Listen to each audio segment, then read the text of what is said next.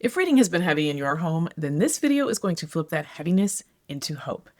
Because today we're diagnosing reading strengths. In the next few minutes, I'm going to show you how to tell what your child or teen's brain is doing when reading looks like it's going wrong. Here's the reframe that changes everything. So-called mistakes in reading are actually diagnostic gold because they reveal how the brain is processing. When you can clearly see what your child's brain is doing right, you stop guessing. And when you stop guessing, you stop spiraling. My promise today is simple. We're going to make invisible reading processes visible so you can respond with clarity instead of overwhelm and fear. Why miscues matter. In another video, I covered the neural reading circuit in broader detail. Today, we're zooming in on finer details. And fair warning, this video does get a bit technical, but I'm not going to dumb it down because what you're about to learn is genuinely powerful. And I'm speaking mostly to parents in this video because parents carry the emotional weight of reading struggles, but teachers and tutors, you're just as welcome. Now, as a quick refresher, reading relies on three processing channels. We have the symbol channel asking what looks right, the grammar channel asking what sounds right, all while the context channel asks what makes sense. These channels work together to make accurate meaning from text. Now, you're also going to hear me use a critical word, which is miscue. When I work with students, I introduce this word right away because it changes the whole feeling of this process. Miscue is what we call it when a student reads a word differently than what's on the page. Most often, that would be called an error, but we see it as a clue that simply missed its mark because it tells us what the brain used in that moment. So when a miscue appears, we ask, which channel drove that response? For example, let me share a time when I had a student demonstrate one miscue from each channel all in one sentence. So here is the text. He blew high burst pulse sounds with his flute. And here's what the student read. He blew a high burst plus sound with his flute. Now let's decode this one miscue at a time. Miscue number one was the student inserted the word So our first question, does it look like the word on the page? Well, no, because there is no word there to match. So this automatically means that it was not a symbol signal triggering this miscue. Next question, does it sound right and make sense? Well, yes, he blew a high burst. So far, that sounds natural and still makes sense. So that tells us the brain was leaning on meaning. In this case, context is the leading signal. Miscue number two, he read plus instead of pulse. Does it look like the word? Yes, they share letters and shape. Does it make sense? No. So the symbol channel is leading here. And then finally, he read the word sound, singular, instead of sounds, plural. This one is subtle, but it's very powerful. Do the words look similar? Well, mostly because sound and sounds are visually very close. But here's the cause and effect to follow. The student had already inserted the word at the beginning of the sentence. That small move committed him to a singular noun at the end of the sentence. So his brain automatically adjusted to keep the sentence grammatically consistent. Obviously, that's a grammar move. It shows that his brain is managing sentence structure in terms of what sounds right. And here's the point. In a single moment, just one sentence, we watched a student's brain use all three channels. That's why miscues are gold. They don't just show us the outcome, they reveal how the brain got there. And after observing several miscues, patterns emerge. We see which channel is strongest, and we see where support might be needed.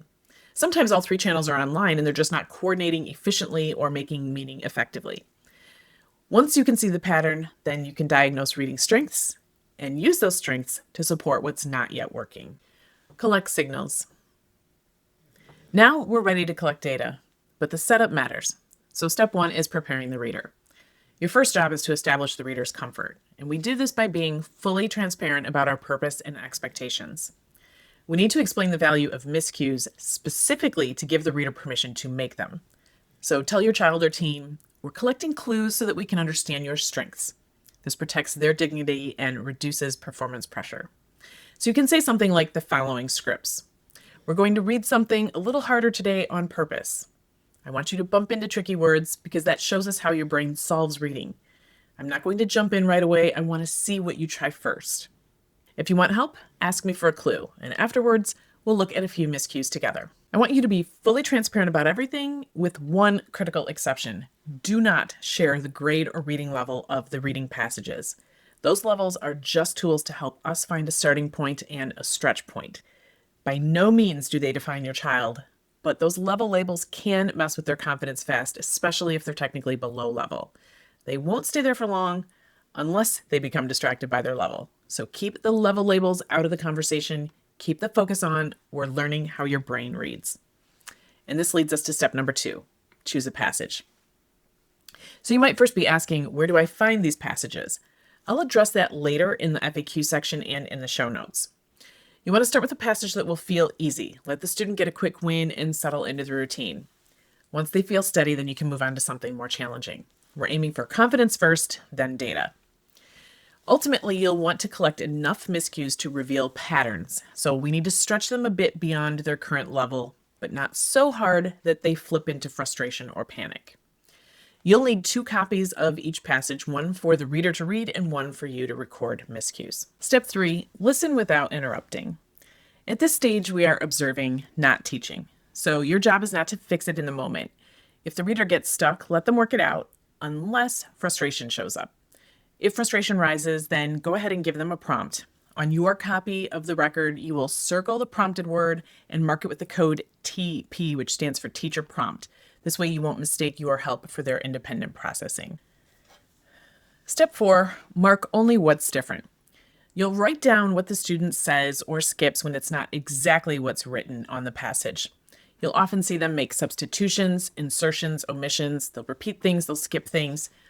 There are common symbol shortcuts you can use. A quick search for running record codes get you there fast. Also, check the show notes. Step 5, collect enough data to see patterns.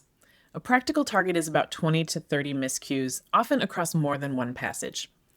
As you begin decoding their miscues, you'll notice that single moments can sometimes feel a little bit fuzzy, but the larger patterns will start to make things clear. Also, manage your own expectations. We're not trying to be exact or produce a formal diagnosis. Our objective is simpler and more powerful, and that is to make the invisible visible. We're excavating truths and strengths that have been hiding in plain sight so that you and your child can feel more confident and less lost. You'll start seeing nuances that aren't showing up on school assessments, and that changes everything. Before we move to step 6, a quick word on session length, because this keeps the whole process brain-friendly. Set a timer for 25 minutes, then take a 5-minute break. Most families only need 2 or 3 sessions to collect enough signals. If you ever feel like you need more time, then keep it capped at 2 to 3 sessions per day. You'll know your own child, so obviously read their stamina.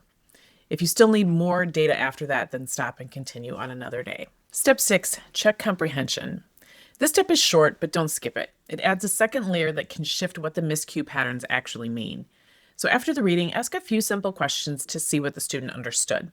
The questions themselves won't change how we analyze each individual miscue, but the answers add crucial context, because a reader can decode accurately and still not understand, and a reader can miss some words and still build meaning. So we're looking at both how the brain processed the text and what the brain built from it. The Decoding Decision Tree. Now that you've collected your signals, here's how to read them. We decode miscues by asking questions first, then naming the channel. The ultimate question is, which channel drove this response? But we get there through 3 more specific questions. So question number 1 is, does it look like the word? Is what they said visually similar to the word on the page? We look for the same first letters, shared chunks, similar ending, similar word length or shape. If yes, then the symbol channel is leading, especially when meaning is off. If no, we go on to question number 2. And that is, does it sound right in the sentence? Does their word fit the sentence structure, even if it doesn't make sense? You want to be checking parts of speech. Is it a noun, verb, adjective, etc.? The tense, is it singular or plural? If yes, then the grammar channel is strongly involved. If no, we go on to question number 3. And that is, does it make sense? Does their word preserve meaning? If yes, context channel is leading. If no, then there's a break in integration. The channels aren't coordinating well at that moment. If you truly can't decide between 2 channels, then go ahead and mark both. But here's an important nuance. When a miscue preserves meaning, that means that the context and grammar channels are working together. So you'll default to the context as the lead. A grammar-only miscue is rare, where the sentence sounds right, but the meaning is completely absent. but when you see one of those, give it extra weight because it's a strong signal that the brain is keeping structure moving, even if it isn't checking for meaning yet. Example lab. This is the example lab, and yes, it's the most technical part of an already technical video, but that's okay. You can pause and rewind as needed. You're building a new lens here, and that takes a minute to click into place. Earlier, I showed you all 3 channels used in a single sentence. Now we're going to isolate each one so that you can recognize them on their own. We'll first zoom in on the symbol channel because it's easy to misread what it's doing. A symbol-led miscue is when the reader's brain grabs a word that looks similar even when it doesn't fit. So here are 3 quick examples. The text says a species is a group of organisms, but the student says a spices is a group of organisms. Those 2 words look similar, they sound right in terms of the same part of speech, but it doesn't make sense. The symbol channel in this case is most likely leading. Another example. The text reads, "Be careful when you carry glass." The student says, "Be carefully when you carry glass." These 2 words look similar, but they don't sound right and it doesn't make sense. So obviously the symbol channel is leading that miscue. Final example is the text says, "We studied the history of America," but the student reads, "We studied the historic of America." Once again, these words look similar, but they don't sound right or make sense. So that tells us the symbol channel is leading.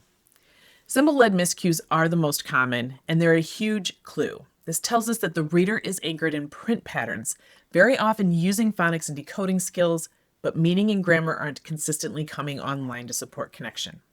Now let's zoom in on the grammar channel. A grammar-led miscue will sound right, but it doesn't make sense. Think of Mad Libs. So here are 3 quick examples.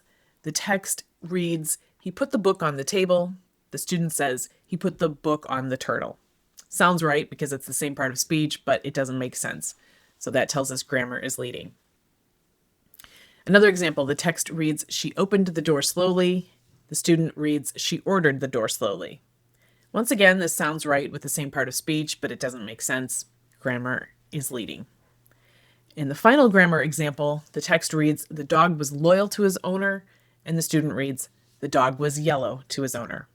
Again, same part of speech, but it doesn't make sense. This is a sign that the grammar channel is leading. Now, once again, it is rare to find a miscue that's relying only on grammar versus meaning and grammar. But when you hear a grammar-only clue, they are significant. It confirms that the reader is tuned in to sentence structure. And finally, the context channel. A context-led miscue makes sense, sounds right, but it's not what the symbols show. In other words, meaning is driving the reading more than print is. Here are 3 quick examples. The text reads, "They were going to go swimming in the ocean," but the student says they were going to go swimming in the water. These words look very different, but they sound right and they make sense. This tells us context is leading. Another example, the text reads, "The teacher explained the directions." Student says, "The woman explained the directions." Obviously, these words look very different, but again, they sound right and they make sense. Context is leading. And final example, the text reads, "The dog was huge." The student says the dog was big. Again, words look very different, but they sound right and they make sense, so we know that context is leading. And here's the nuance. When a miscue still makes sense, that is not random guessing. That's an accurate prediction made based on meaning. Sometimes meaning runs a little faster than our eyes, and that is okay. If their overall comprehension was strong, then we don't need to worry about this. If comprehension was weak, then this tells us what to strengthen next, which is the integration of all channels. Single miscues can feel subjective, but when we zoom out and look at the patterns, that is where the objectivity shows up. Some patterns that might emerge include making sense, but not all words are accurate. That tells us meaning making is strong. When we see a lot of symbol-inspired miscues show up, but the meaning is weak, then we know that meaning making needs more support. When you see a mix of all 3 channels across different miscues, that's actually quite encouraging. It means that the brain has multiple strategies, they just aren't coordinating smoothly yet. If you notice that accuracy drops over time, then that is a stamina or brain load issue, which we are going to address in the next video. If lots of prompts from you are needed, then the text might be too hard. But before dropping down a level, do a quick comprehension check to see if any meaning is coming through. You may be surprised. And in this case, then, we might need to emphasize decoding and fluency support. Miscue analysis FAQs. Before we close, I want to frontline some of the most common questions. We'll begin with FAQ number 1. Where do I get reading material? You don't need a special program, you just need passages at controlled levels. So I'll share some links in the show notes, but note that I don't own those sites and I can't guarantee availability or offer support for them. So some alternatives include searching online for leveled reading passages. Frankly, that's how I found the ones I'm putting in the show notes. You could potentially ask a teacher for copies of a few short leveled passages, or you could use AI to generate passages, and I'll post a prompt for that in the show notes. Note that I use nonfiction reading passages for my miscue analyses because fiction at the same reading level is often easier. So if we stick to nonfiction, we A, see a wider range of strategies in play, B, we ensure that students can handle the more demanding genre, and C, we ensure that we're comparing apples to apples, that fourth grade nonfiction is being compared to fifth grade nonfiction. In practical terms, fourth grade fiction, for example, can behave more like third grade nonfiction in how many meaning-based clues the reader can lean on. FAQ number 2, what if my child reads so well there aren't many miscues? Well, this is not a problem. It simply means that the passage is too easy to reveal processing. If there are no miscues, then raise the difficulty gently until you start seeing signals. You're not trying to trap them, you're just trying to find that stretch zone. And this is the number one reason why you may need more than one day to collect useful data, but it's a great problem to have. FAQ number 3, what if my child gets upset? Well, above all else, we want to protect the reader's emotional safety because this process only works if the reader feels comfortable. If the reader is self-conscious or stressed, you won't get clean data or a productive session. Physical movement clears cortisol and re-engages the brain's integration pathways, which is exactly what you need here. So try this. Have them stand up and do 10 jumping jacks, spin a few times, get a sip of water, and then return to a shorter passage or an easier level. Calm is not a luxury in this process. It is the brain's access point to integration. Those quick movements will help erase stress and wake up integration so that the brain can coordinate the reading channels again. About Reading Studio. Some parents are happy to do this assessment on their own. For those who prefer a guide, I host Reading Studio, where we specialize in diagnosing strengths and bridging reading gaps. Reading Studio provides reading assessments and practice customized to each student through software that students can use at any time. And in addition, we provide live studio sessions where students read with real live reading coaches. Coaches observe processing, integration, and comprehension. They provide tailored mini lessons and make customized tweaks to the software for optimizing the ongoing practice.